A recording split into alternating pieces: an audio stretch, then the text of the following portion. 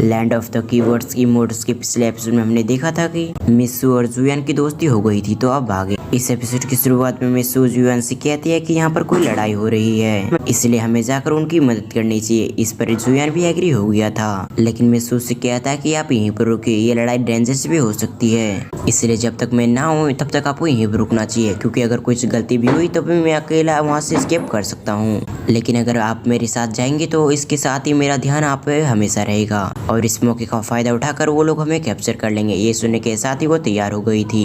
अगले सीन में हम कई सारे लोगों को देखते हैं जो कि आपस में लड़ रहे थे। इसके साथ ही जुयान भी आ चुका था उनकी मदद करने के लिए, लेकिन जुयान की पावर काफी कम थी, इसलिए उनसे नहीं लड़ पाया। तब हमें पता चलता है कि जुयान और किसी की तरफ से नहीं बल्कि गुंडों की तरफ से फाइट कर रहा था और कुछ में फाइट करने के बाद उन सभी सिपाहियों को कैद कर लिया।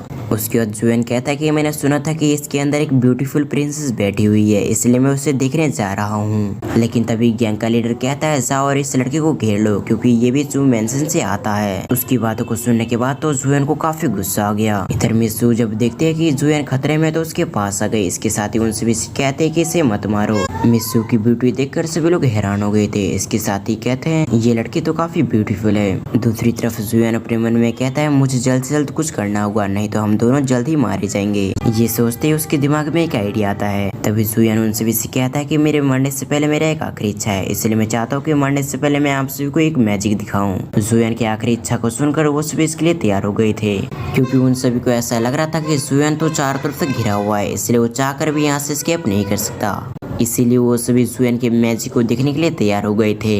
जुयान कहता है मैजिक शुरू करने से पहले मैं चाहता हूँ कि आप सभी मेरे पास खड़े हो जाओ। उसकी ये बात वो सभी मान भी लेते हैं। जैसे वो लोग जुयान के कुछ करीब आते हैं, उसी समय जुयान ने अपने पास से एक बोतल निकालकर उनकी तरफ फेंक दिया। ये देखने के साथ ही सही समय पर रिएक्ट करते हुए गैंग लीडर ने उसे फोड़ दिया। उसके बाद वो गैंग लीडर हंसने लग गया था। इसके बाद वो जुयान से कहता है क्या तुम चालाकी करने की कोशिश कर रहे हो, लेकिन हमारे सामने ये सभी व्यर्थ है, इसलिए तुम चालाकी करने की कोशिश मत करो। उसने ये कहा ही था, उसी समय उन सभी के सर चकराने लग गए थे और जब उसकी आंखें खोली तो वो देखता है वो और उसके सभी लोग कैप्चर हो गए थे और उनके सामने खड़ा था जुयान। इसके साथ ही वो सवाल करता है तो कैसा लगा मेरा जादू, और फिर उन सभी को बताता है असल में वो एक बेहोशी की दवाई थी जिसे तोड़ती तुम सभी बेहोश हो गए और इस मौके का फायदा उठाकर मैंने तुम सभी को बंदी बना लिया। उसकी पूरी बात सुनने के बाद तो उन सभी गैंग लीडर को काफी गुस्सा आ गया था। फिर वो कहता है तुम लोग चिंता मत करो, मैं तुम्हें मारूंगा नहीं, बल्कि तुम मेरे एक क्वेश्चन का जवाब दे दो। अगर तुमने करेक्ट आंसर दे दिया तो मैं तुम्हें जाने दूंगा। ये कहने के साथ ही उसने अपना पहला क्वेश्चन किया। उसने कहा क्या मैं खूबसूरत हूँ?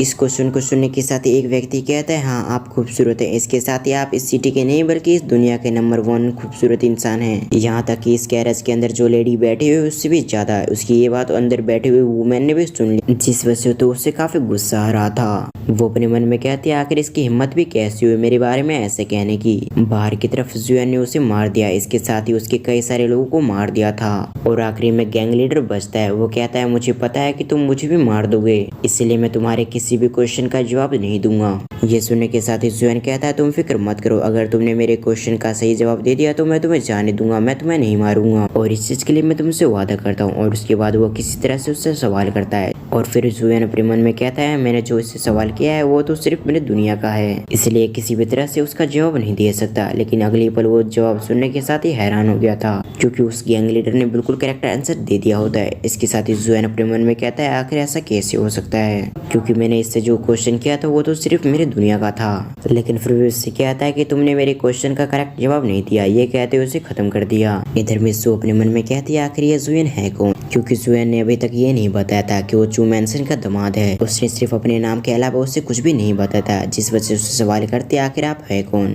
और आखिर ये लोग आपको मारना क्यों चाहते थे। लेकिन उसकी बातों को इग्नोर करके जुयान उन सभी से सवाल करता है मैंने आप सभी को बचा लिया तो आखिर आप मुझे क्या दे सकते हैं। उसकी ये बात सुनने के साथ ही जो लेडी अंदर बैठी हुई थी वो बाहर आते हुए कहती है आपका बहुत बहुत शुक्रिया कि आपने हमारी जान बचा ली। इसके साथ ही मैं इस एहसान के बदले में आपको 10,000 गोल्ड देना चाहती हूँ। ये सुनने के साथ ही वो सभी हैरान हो गए थे। लेकिन मैं आपको बता दूं मेरे पास फिलहाल के लिए इतनी कोइंस नहीं है, इसलिए मैं जैसे वापस लौटती हूँ तो मैं आपको जरूर दे दूंगी। इधर उसकी बातों को सुनने के बाद जुयान इसके बारे में कुछ समय तक सोचता है। उसके बाद उससे कहता है ठीक है, लेकिन मैं आपसे कुछ बातें डिस्कस करना चाहता हूँ। और फिर अगले सीन में वो दोनों थोड़ा सा दूर आ गए थे। इसके साथ ही जुयान कहता है मैं आपसे सबसे पहले एक क्वेश्चन करना चाहता हूँ। मैंने आपकी यू फैमिली के बारे में काफी सुना है कि आपकी यू फैमिली काफी स्ट्रॉन्ग है, लेकिन मैं समझ में नहीं पा रहा हूँ कि आपके साथ जो सोल्जर है वो इतने वीक क्यों हैं। कहीं ऐसा तो नहीं ये किसी की चाल हो। ये सुनने के साथ ही वो कहती है सिर्फ कोइंसिडेंस है। फिर से एक बार जुएन कहता है कोइंसिडेंस, लेकिन मुझे नहीं लगता कि ये सिर्फ कोइंसिडेंस है। ऐसा भी तो हो सकता है कि आपके फैमिली मेंबर्स या फिर कोई सर्वेंट इनसे मिला हो, यानी कि दूसरे मतलब में कहा जाए तो गद्दार। जुएन की इन वर्ड को सुनने के बाद उसे भी एहसास होता है कि ऐसा भी हो सकता है। इसके बाद वो एक स्माइल से उससे कहते हैं तुम सचमुच काफी स्मार्ट हो, लेकिन तुमने मुझे अभी तक नहीं बताया आखिर तुम्हारी असली आइडेंटिटी क्या है,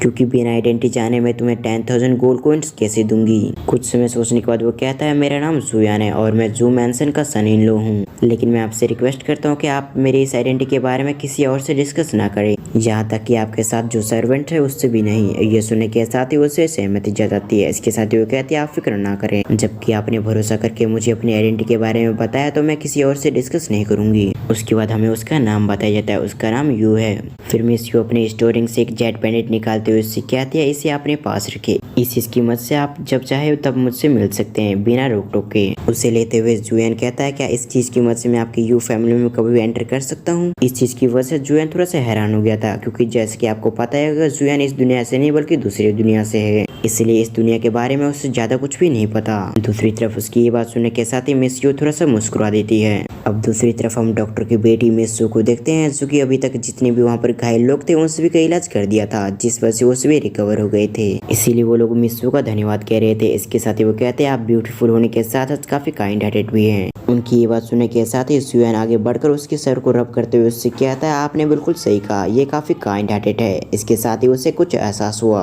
कि गलती से एक बार फिर से उसने मिस यू को टच कर लिया, जिस वजह से उसके शरीर के अंदर पॉइजन उसके अंदर जा रहा है। अब इस चीज की वजह से वो चिल्लाने लग गया था। फिर अगले सीन में हम देखते हैं जहाँ पर वो दोनों मार्केट से होके जा रहे थे। तभी मिस यू उससे कहती है क्या तुम मुझे छोड़ सकते हो मेरे घर तक। ये कहते हुए उसके काफी क्लोज आ गई थी, लेकिन तभी जुएन उसे रोकते हुए उससे कहते हैं तुम मेरे क्लोज मत आओ, नहीं तो एक बार फिर से मेरे अंदर वो पॉइजन आ जाएगा। अब इस बात को सुनने के बाद वो थोड़ा सा अपसेट हो गई थी। तभी जुएन उससे कहता है मेरे कहने का ये मतलब नहीं था। जुएन उसे बताता है कि आपके फादर ने आपके आसपास एक पॉइजन डाल रखा है, जिस वजह से आपको कोई छूने की हिम्मत ना करे, लेकिन तुम फिक्र मत करो, मैं तुम्हारे घर तक छोड़ने के लिए जरूर आऊंगा। ये कहने के साथ ही अगले सीन में हम देखते हैं जहाँ पर वो अपने क्लिनिक के बाहर थी। इसके साथ ही कई सारे लोग उसके क्लिनिक के बाहर उसका इंतजार कर रहे थे, और कुछ समय के अंदर ही उन सभी की नजर मिस यू पे पड़ जाती है, जिस वजह से वो सभी उसके करीब आ गए थे। इसके साथ ही कहते हैं हमें अलग अलग तरीके की बीमारी थी। अब कोर्स दूसरी भाषा में कहा जाए तो इन्हें कोई भी बीमारी नहीं थी, बस ये लोग किसी भी तरह से मिस यू से बात करना चाहते थे,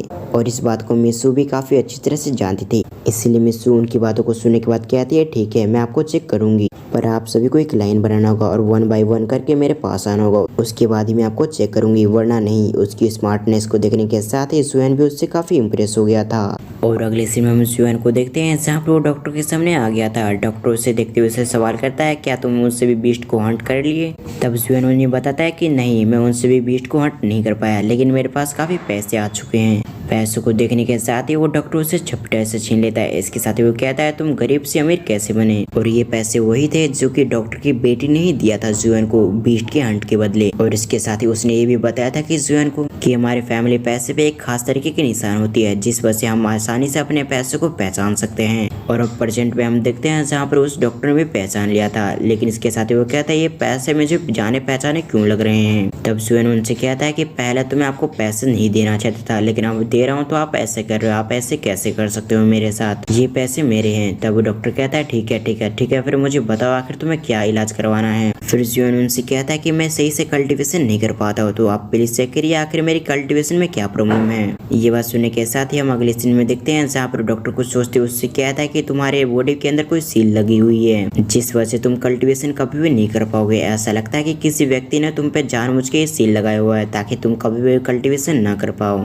डॉक्टर के इन वर्ड को सुनने के बाद जुएन को विश्वास नहीं हो रहा था कि उसकी बॉडी पे सील लगी हुई है। इसके साथ ही उससे कहता है कि आपको पता है कि मैं इस सील को कैसे रिमूव कर सकता हूँ। इधर डॉक्टर उससे बताता है कि मुझे इस सील के बारे में कोई जानकारी नहीं है, इसलिए तुम मुझे माफ करना, लेकिन मैं तुम्हारे इस सील को रिमूव नहीं कर सकता। अब ये बात सुनने के साथ ही जुएन तो और भी पैनिक करने लग गया था। फिर डॉक्टर उससे कहता है कि अब मेरा फेस निकालो। ये सुनने के साथ ही जुएन उससे कहता है अभी तो मैं तुम्हें सिर्फ पैसे दिया था। तब डॉक्टर उससे कहता है वो तो मेरे अपॉइंटमेंट के पैसे थे, इसके साथ ही मैंने तो तुम्हारे इलाज और इसके साथ ही साथ मैंने तुम्हारी बीमारी के बारे में तुम्हें बताया, इसलिए तुम मुझे पैसे दो। इस चीज को सुनने के बाद तो जुएन भी परेशान हो चुका था क्योंकि अब उसके पास पैसे नहीं थे। और इसी सीन के साथ हमारा ये एपिसोड यहीं पर एंड हुआ। इसके साथ ही मैं आपको बता दूं कि हमारे इस सीरीज के और भी एपिसोड बचे हुए हैं, लेकिन मुझे सही से इंग्लिश नहीं आती, इसलिए मुझे ट्रांसलेट करने में काफी समय लग जाता है। इसलिए मैं हर हफ्ते 3 से 4 एपिसोड एक साथ ही कवर अप करूंगा। आई होप आपको इसमें कोई भी प्रॉब्लम नहीं होगी। और इसके साथ ही अगर आप ये चाहते हैं कि मैं इस सीरीज के ज्यादा से ज्यादा एपिसोड कवर अप करूँ तो आप मुझे कमेंट करके बताएं। इसके बाद मैं देखूंगा कि सीरीज पे कैसी रिस्पॉन्स आ रही है। अगर आप सभी ने इस सीरीज को काफी अच्छे से सपोर्ट किया तो मैं इसके और भी एपिसोड निकालूंगा। तो फिर आज के लिए बस इतने ही। Thanks for watching.